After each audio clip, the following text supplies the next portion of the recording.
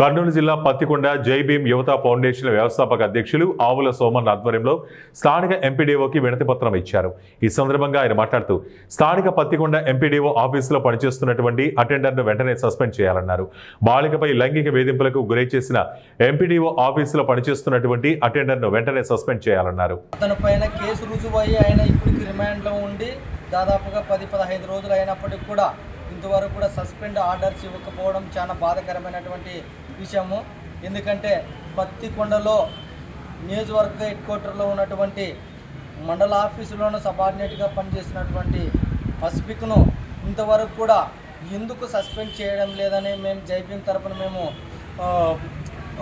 Demand చేస్తూ ఉన్నాము. ఎందుకంటే ఆయనకి రాజకీయ ఒత్తిళ్ళు ఉన్నాయా, లేకపోతే ఆయన పైన ఎందుకు ఇంత మక్కువ చూపిస్తున్నారు ఎంపీడీఓ ఆఫీసులోని పై అధికారులని మేము జై భీమ్ తరపున మేము డిమాండ్ చేస్తూ ఉన్నాము.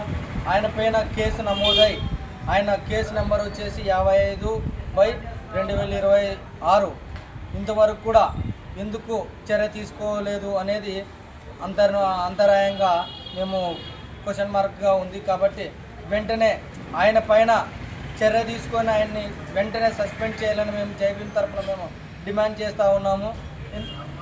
ఆయన పైన సస్పెండ్ చేయలేని పక్షంలో మేము దశల వారీగా ఉద్యమాలు కూడా చేపట్టడానికి శ్రీకారం చుడతామని ఈ సందర్భంగా ఇక్కడున్నటువంటి ఎంపీడీఓ ఆఫీస్ వాళ్ళని కానీ ఎంపీడీఓ మేడం గారు కానీ ఇక్కడున్నటువంటి పైన ఆఫీసర్లు మేము డిమాండ్ చేస్తూ ఉన్నాం.